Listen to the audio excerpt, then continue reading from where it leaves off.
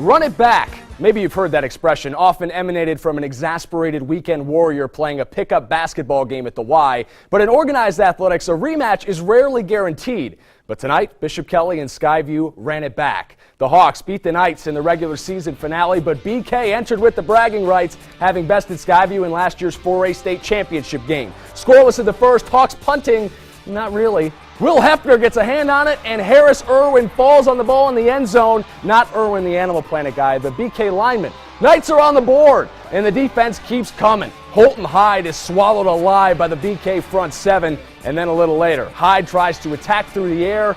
That's not going to work.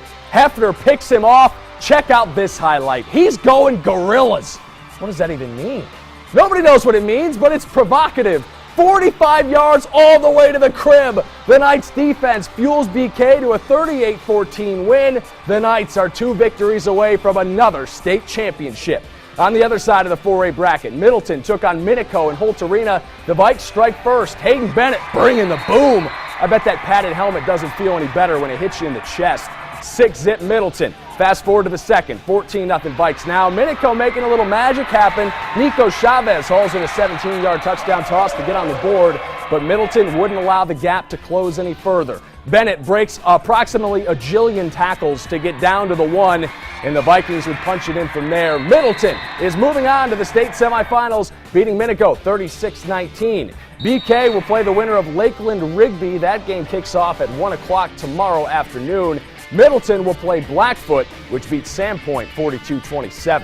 How about a little 3A love? A Snake River Valley rematch. The champs from Emmett beat Homedale 5 weeks ago. The Huskies intent on a little history repeating. Lane Sandell, he's got his beach shoes on down inside the 5. And then Colin McGinley finishes it off. You know he's all about that base. About that base. About that base. 6-0 Huskies. Homedale effort to response though. Lawson Madison to Dane Jacobs. Our photographer Doug said that was a kung fu takedown. Madison isn't much for the martial arts, though. He can throw a football really far. Let me tell you a story about a man named Brady. Brady Brown pulls it in to tie the game, but that would be the Trojans' only TD. The Huskies roll from there 27-6. Emmett will play either Timberlake or Fruitland in the state semis. That game kicks off in Timberlake at 1 p.m. tomorrow.